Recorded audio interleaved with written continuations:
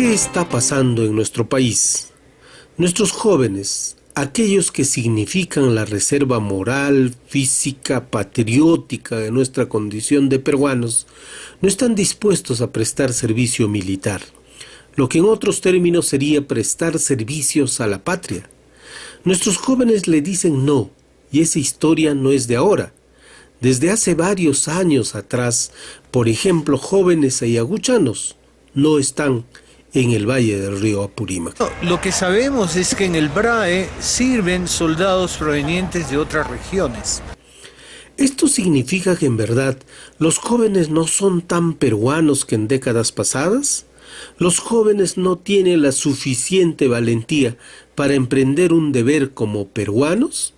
Bueno, hay dos cosas que son centrales. La primera es que, digamos, socialmente el servicio militar, el hacer el servicio militar socialmente no es tan importante para un joven, ni siquiera para un joven de una comunidad campesina, porque antes, en la época del servicio militar obligatorio, los jóvenes, por ejemplo, comunidades campesinas, no tenían acceso, no sabían leer ni escribir, eran analfabetos, y la Fuerza Armada le permitía un espacio de lo que en otras palabras y duramente en un término racista decían que la fuerza te metes al cuartel para que te civilicen.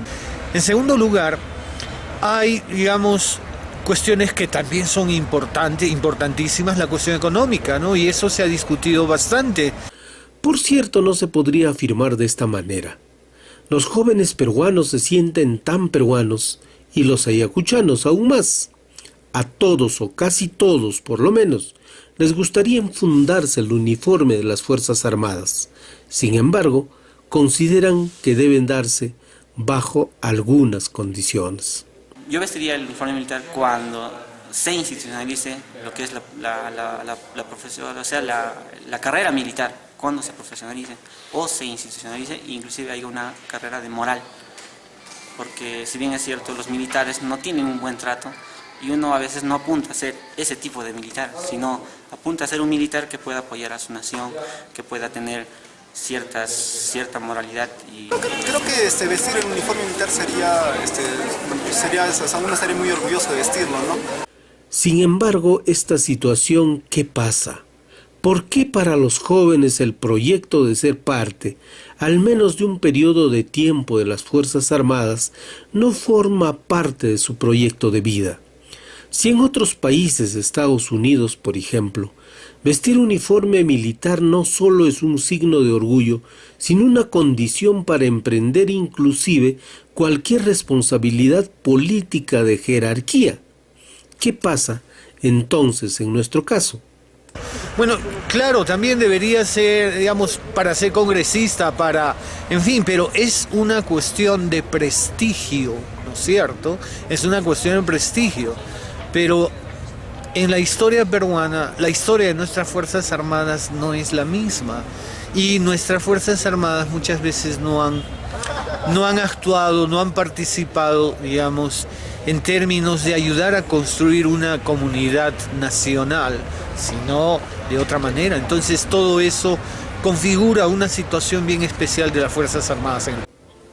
La historia de haber sido parte del ejército siempre ha sido diverso en el país. En los últimos años se ha llegado voluntariamente o precisados por algunas motivaciones, pero antes se llegaba prácticamente forzado. Las historias al respecto son de las más diversas. Entré al ejército de casualidad. En ese entonces hubo una huelga de profesores. Yo tendría 15 años, tenía, un poquito más de 15 años. Hubo huelga de profesores y me fui a vagar por el Callao y me elevaron. Entonces cuando nos vamos a Chorrillos, que era el centro de instrucción militar, ahí me encuentro con mi hermano que también lo habían elevado. Entonces mi hermano dijo, pero hermanito, quédate.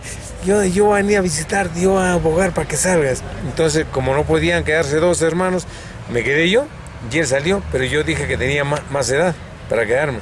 Pero finalmente, tras la experiencia, venía el orgullo, la satisfacción de haber pasado por el ejército, las Fuerzas Armadas.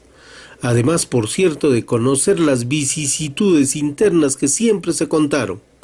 Había que hacerse respetar y, sobre todo, dejar de ser hijitos de papá o mamá.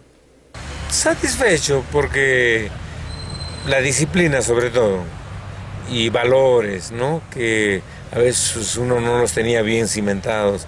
Depende también de la persona, ¿no? Y los oficiales también que estén a cargo de la tropa, porque hay oficiales que son abusivos, hay oficiales que son padres, los antiguos abusan con los menores, pero uno también tiene que ponerse bien fuerte. Y como a mí me habían llevado en el Callao, pensaban que yo era del Callao, yo soy cusqueño, me decían chalaquito y me hacía respetar. Visto el tema de esta manera, los debates actuales sobre el servicio militar, los sorteos, el pago para quienes no quieran vestir el uniforme, se podría decir que no es un tema de fondo. No se aborda la profundidad del problema. Servir a las Fuerzas Armadas, al Ejército, no tiene el prestigio que tenía antes. Además, las condiciones son otras. Las posibilidades de guerra se mantenían lejanas en otros tiempos, pero ahora, por ejemplo, se tiene el cuco del BRAE. Pues entonces ahora hay más renuencia, ¿no? ¿Quién quiere ir a que, como carne de cañón, sin ninguna preparación profesional? Ahí deben ir con preparación profesional a enfrentar al BRAE. Hay quienes creen, como el antropólogo Jeffrey Gamarra, que la historia en los ejércitos ya es distinta y que los jóvenes tienen otras expectativas y en el futuro será únicamente de quienes quieran optar la carrera militar, como si estuvieran optando por cualquier profesión, vale decir, todo profesionalizado. Hoy en día, digamos, la participación en un ejército, digamos, no es tan atractiva para los jóvenes, ¿no? No quiere decir que haya jóvenes que sueñan con ser soldados, sí, efectivamente, pero, digamos, no es una cosa generalizada. Entonces, yo me temo que con el tiempo lo único que queda son hacer de las Fuerzas Armadas en el Perú ejércitos profesionales y nada más, donde cada quien, digamos, si le gusta la vida militar, que vaya a la vida militar. Sin embargo, cualquier país, cualquier nación, siempre quisiera tener a sus jóvenes, a sus ciudadanos, estar dispuestos a vestir el uniforme militar cuando el país los llame, y para eso significa estar preparados. Significa que los jóvenes pueden y debieran estar en estas condiciones. Consideran que sería un orgullo vestir el uniforme, aunque otros señalan que nada tendría que ser obligatorio. Esto quiere decir que ser orgullosos de su patria no es un asunto de obligaciones, sino más de deberes y sobre todo de instituciones cada vez más prestigiadas, más dignas. Pues creo que por cómo está visto, y no solo cómo está visto, cómo es en sí el servicio militar, ¿no? En sí, digamos, tengo por en cierto conocimiento de que el trato, digamos, para una persona que llega a servir a la patria es totalmente malo, lo cual debería ser lo contrario, ¿no? Si muchos países hacen que el paso de los ciudadanos por sus ejércitos sea un signo de orgullo, de prestigio, una condición inclusive para hacer carrera política, ¿por qué en nuestro país no ocurre lo mismo? No hay una conciencia moral de muchos de nosotros que no están preparados aún para poder participar de este tipo de ley que se está promulgando ahora, ¿no? Las reflexiones no solo tienen que ser mayores, sino tienen que inscribirse en la necesidad de construir un país, una nación con mayor unidad, con mayores compromisos.